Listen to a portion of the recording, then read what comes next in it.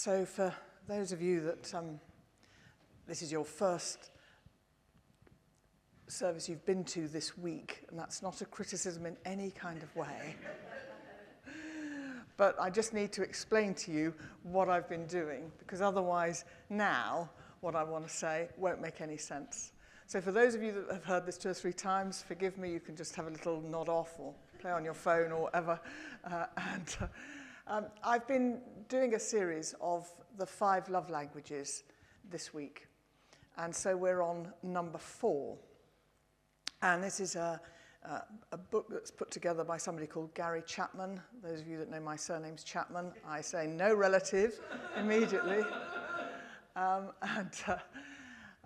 But in his explorations of our need for love, our emotional need for love, and how we love each other and how God loves us, that we speak a language of love to one another.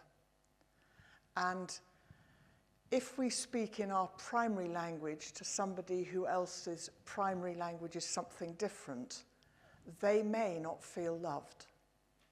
And so we've been exploring these 5 primary love languages. And it's a kind of reminder to us that God is love. And actually knowing that is kind of really important. And however you've known love in the past or haven't known love, we're here worshipping the living God who loves each and every one of you to bits, more than you can ever imagine or experience or think. And that's a sort of great excitement, really, isn't it? But sometimes we kind of find it difficult to understand that. But these primary love languages are based on that knowing that we are human beings called to be in relationship with one another and with God, and that love needs to be expressed in the agape way, as it were, where we think of the best for the other rather than what we can gain or what we can do or how we can, I'll make you do this by controlling you and then I'm going to tell you I love you. And that's not the sort of love I'm talking about. Or the parental love that gives absolutely everything and says yes to everything to the child. And I'm going to quote Charlie and the Chocolate Factory again, because I think it's one of the best examples, as it were. But that sort of, that's not good loving. That's parental irresponsibility, really. And we saw that in that film. So our primary love language probably speaks more deeply emotionally to us than others. So it's about thinking about what are those 5 primary love languages. And the more I've done this, the more I'm convinced that I think I'm at all of them now. But I know actually I'm not. There are some that are more important to me. Anyway, on Monday we talked about acts of service and that way of looking for expressing love by what we do for others. Our love connection with God is through the service that we give. Any church that I've ever been involved in would not function without people for whom acts of service is their love language, because they come and they share and they give and they do. And that's partly their way of saying, God, I love you. And that's their language. And if your primary love language is acts of service, you're much more likely to, do the dishes or hoover the floor or put the washing on the line. If your partner's love language is something different, they're not going to feel loved if those are the things you do. But if you do that for them, they will know that you're saying I love you by those acts of service, by those things that you do and share.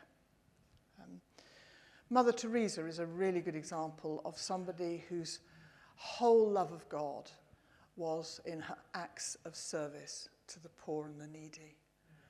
And she says that quite clearly in several of her books. We need to show our love to others by how we are with them, how we treat them, how we share that love in practical ways of binding up wounds and all of the things she did. Quality time is another one, and that's about giving our whole and undivided attention to another. It's not about sitting at a table having a meal with somebody on your phone or having breakfast watching the television. That's not quality time.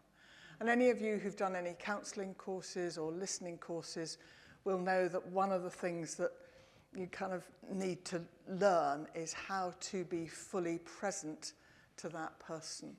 So you're not doing the, oh, and me too. Oh, and I had that experience when, because it's about whatever the person is sharing in front of you, that sense of quality time. And for people for whom quality time is their primary love language, they would much rather, you went for a walk for half an hour than that you clean the car.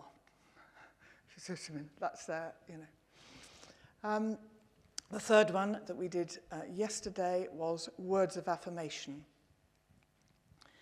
And that's about understanding and hearing, wow, you look amazing, or you look great, or thank you for cleaning your room. I know how hard you've worked for these exams, really well done. And it's worth thinking about how often we are that Barnabas encourager, those words of affirmation to people. Because for some people, that will be an amazing sort of really big hug, if you like, a really big moment of affirming them and who they are. And for people for whom words of affirmation is part of their love language, they may give words of affirmation. We need to also remember that if it's not your love language, don't upset the person who's giving you a word of affirmation by not receiving it well. Because actually, if you don't receive it well, you're kind of saying, well, it doesn't matter, and it's kind of like, Sarah, thank you so much for what you did. Oh, well, it was nothing, or, so-and-so helped me, or, actually, thank you. Thank you is the response, because if we don't, then we're, in a sense, saying to the person, you're saying to me, these lovely things, and I'm ignoring that or not accepting that. And then the fourth one is physical touch, which is the one I'm going to be talking about today. But, we pick up babies skin to skin, we, hug people, we touch people. And I'm talking about the physical touch that is a safe physical touch. And I want us to be very clear that physical touch can be extremely abusive and very damaging when not done well, when not done with the person's full permission. So, just want to say that now. But actually, for some people, I just want a hug, And lockdown, I think, impacted all of these love languages. But I think for me, the thing that I found really tricky was one of my grandsons and my son came to put presents in the porch. I'm going to cry now. To put presents in the porch, and we swapped presents. And this middle one always hugs and always wants to hug. And we didn't, because he said, I can't hug you, Granny, because the rules say I can't. Well,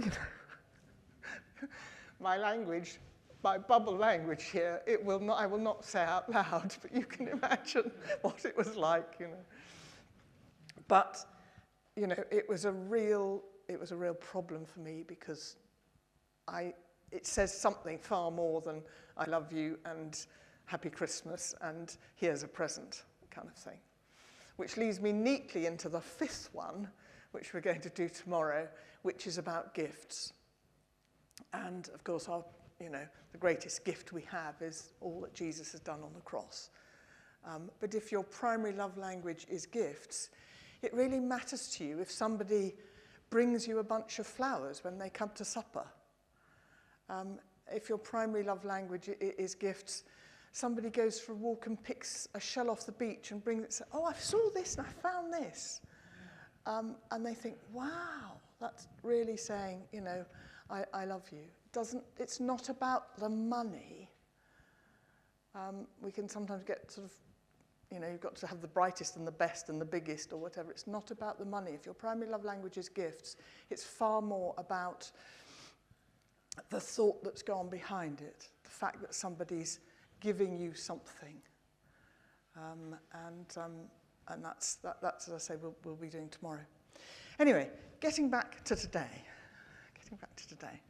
Today we're thinking about physical touch, and there are, I mean, masses of examples in the Bible about touch, of a whole variety. And I'm not going to read the Kings, but I just as an Old Testament example, in 1 Kings 17, Elijah revives the widow's son. And, you know, the key thing is, give me your, you know, she says, you know, you've saved us and now my son's dying and, you know, I really don't want anything more to do with you, man of God, because, you know, that's just not how it should be, sort of thing. And you've come to me, you know, and now, you know, the death of my son. And he says to her, give me your son. And he took him from her bosom, so she was touching him, holding him, and carried him up to the upper chamber where he was lodging, and laid him on his own bed.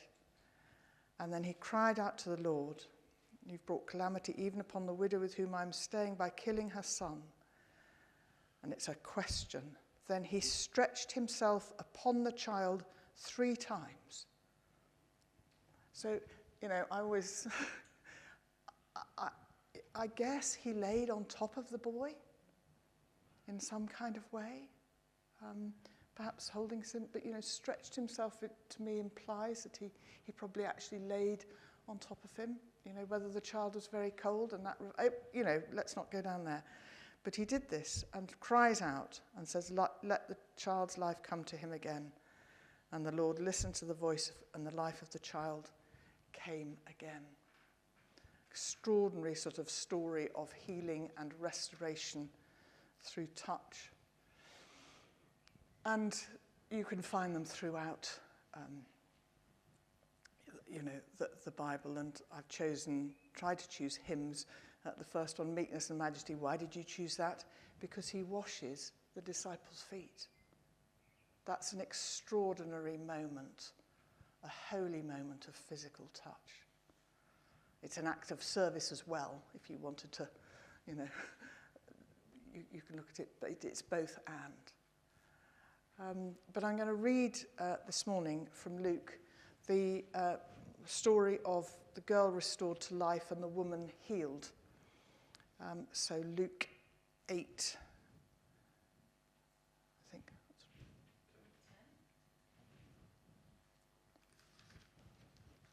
Have I given you 10? 10's the Good Samaritan. Sorry. I'm going to read Luke 8. Sorry, that's entirely my fault. Jesus returned. The crowd welcomed him, for they were all waiting for him. Just then a man named Jairus, a leader of the synagogue, fell at Jesus' feet and begged him to come to his house, for he had an only daughter, about 12 years old, who was dying. As he went, the crowds pressed in on him. Now there was a woman who'd been suffering from hemorrhages for 12 years, and though she had spent all she had on physicians, no one could cure her. She came up behind Jesus and touched the fringe of his clothes, and immediately her hemorrhage stopped. Then Jesus asked, "Who touched me?" When all denied it, Peter said, "Master, the crowd surround you and press in on you." But Jesus said, "Someone touched me, for I noticed that power had gone out from me." When the woman saw that she could not remain hidden, she came trembling, and falling down before him, she declared in the presence of all the people why she had touched him and how she had been immediately healed. Jesus said to her, "Daughter, your faith has made you well. Go in peace." And while Jesus was still speaking, someone came from the leader's house to say, "Your daughter is dead. Do not trouble the teacher any longer." When Jesus heard this, he replied, "Do not fear, only believe, and she will be saved." When Jesus came to the house, he didn't allow anyone to enter with him except Peter, John, and James, and the child's father and mother. They were all weeping and wailing for her. But he said, "Do not weep, for she is not dead but sleeping." And they laughed at him, knowing that she was dead. But he took her by the hand and called out, "Child, get up." Her spirit returned and she got up at once. Then he directed them to give her something to eat. And her parents were astounded, but he ordered them to tell no one what had happened. I've chosen these two stories because they were the ones that God put particularly on my heart, but also the story of Jairus' daughter was my favourite story when I was in Sunday school. And I remember that the stamp I got, I was, in the days where you got stamps if you went to Sunday school. There's some of you are nodding. I'm, very happy. I was 70 this year, so I'm embracing life to the full. And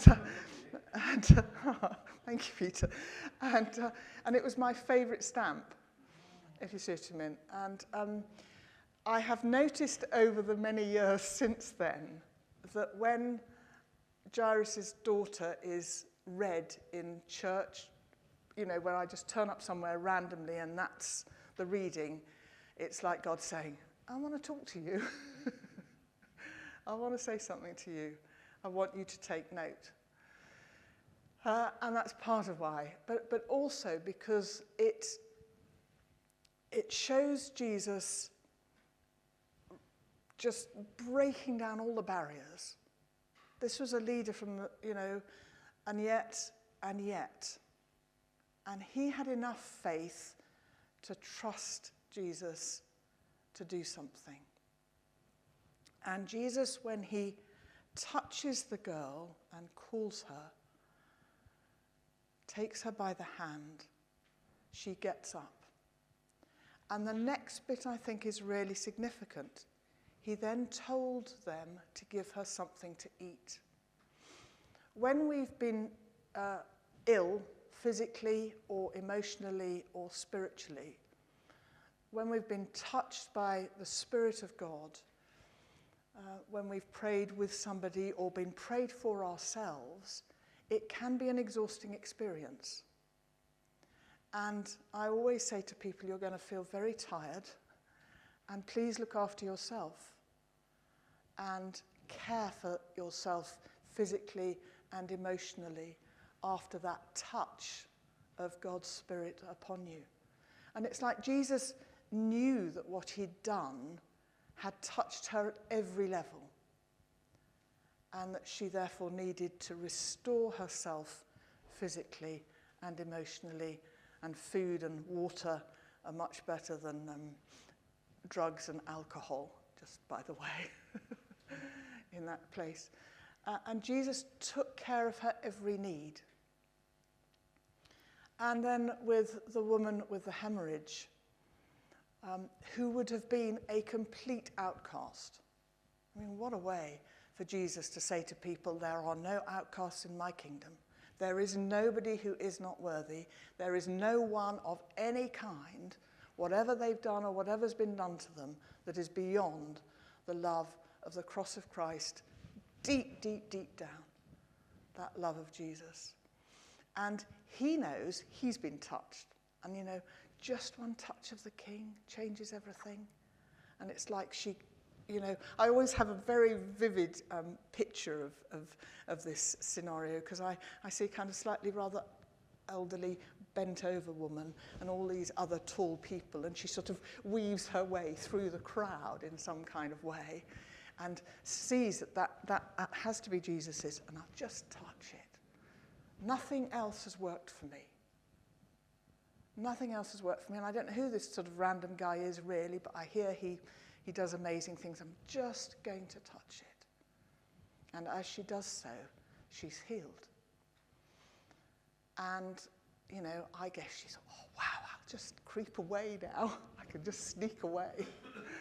But Jesus knows that her healing isn't complete. Yes, her bleeding has stopped, but actually she needs to be restored into community. She needs to know that she's accepted, and he's saying in big letters of affirmation, I love you. You are beautiful. You're my precious, precious child, kind of thing. And that's why he asks, and she's brave enough to own that it was her. And sometimes in our healing journeys, we have to be brave enough to either ask for prayer or own the healing that we've been given. And I think sometimes walking in that healing demands almost more than it does to ask for prayer that it will happen. And for people whose love language is physical touch, COVID and no passing of the peace would have been one of the hardest experiences for them. Because for some people, it's the only time they get touched. And I remember somebody saying to me many years ago, she said, oh, Sarah, she said, I do love the way we do the peace. And I said, oh, good, sort of thinking, well, what does that mean? She said, I said, what do you mean? She said, it's the only time each week that somebody touches me since my husband died. And I thought, ouch, really. And I think that that's part of the sort of, what do you do with that?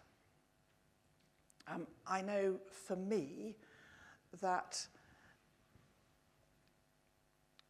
physically getting into my environment helps me know I've been touched, even if it's not by a human person, as it were. Getting my hands into the earth, chopping down a tree if I'm angry. I sea swim, and I sea swim all year.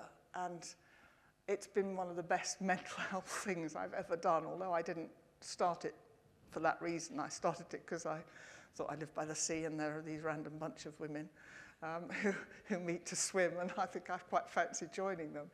And, this week it's one of the things I've missed. And it's something to do with the water on my skin and going through the water. It's something to do with the fellowship and the laughter that we have, but it's much more, for me, it's much more about feeling that kind of presence of God in that. And actually, anybody who's a sea open water swimmer will probably say it's much better in the winter than it is in the summer. Now, I hate the cold, so, I'm standing here giving you a whole load of lies. I am not, but you get much more of a sharp physical shock in the winter that makes you know you're alive. And for people for whom physical touch is important, I wonder how we can do some of those physical things where we know we're physically touched. And of course, how does God speak to those for whom physical touch is their love language? Well, people will, praise and know they're physically touched. People will emotionally be physically touched afresh. And we need to just sort of enable that to happen in our worship sometimes. I think that people can be, touched by the Spirit in a whole host of new ways. And some of you who know me quite well know that, I will cry. And I know that God's physically touching me at that time of tears. And I know they're good tears, they're not sad tears, and they're not other kinds of tears. And other people will say, I knew I was physically touched. I just felt God's presence. I felt a warmth, or I smelt a fragrance. Those are ways that God can, if physical touch is your language, then that will be a way of knowing something of God's touch. And there's a very interesting thing written by Amy Butcher Pye. And it's called The Gift of Tears. I find tears fascinating, especially since learning that scientific researchers have discovered that tears shed in response to an emotional situation bring more healing to one's body than those cried out for, e.g., the cutting of an onion. Quite a sharp sort of thing, isn't it? The emotional tears remove toxic substances not found in other types of tears. God has designed our bodies in amazing ways. Tears can also be seen as a gift, especially when they signal a change in heart and a willingness to repent. When we allow ourselves to release pent-up emotions through a tearful response, we may be led into a place of healing. And again, somebody said to me, "Oh, Sarah, I can't possibly come to church." I said, "Okay, you know, nobody's going to make you. We don't live in a, you know." I said, "You know, why not?" And he said to me, he said, "You know, I've had all these bereavements recently." And I said, "Yes." And he said, "You know, I'll just cry." And I grinned from ear to ear and I said, "If we can't cry in church, where can we cry?"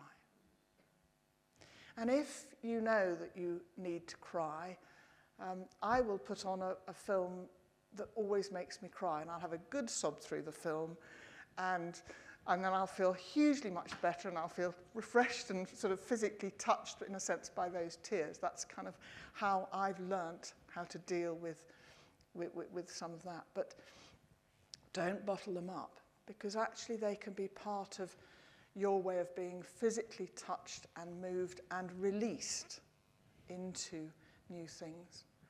And my guess is that the parents of Jairus' daughter, Jairus and his wife, they probably cried when she got up and they gave her some food. And they heard afresh something of Christ's love for them in that place. So let's not be afraid of crying. Let's know that when God wants to speak to us in perhaps our primary love language, which if it's physical touch, we may find ourselves crying. We may find ourselves laughing.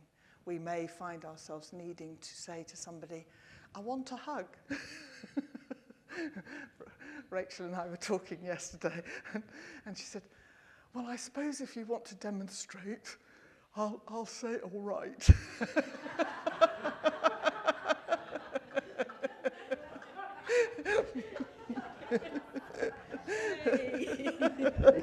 Thank you. My love language, not hers. But actually, in our care for each other, it's about being open and doing that. And thank you. I'm going to end there now because I feel all okay.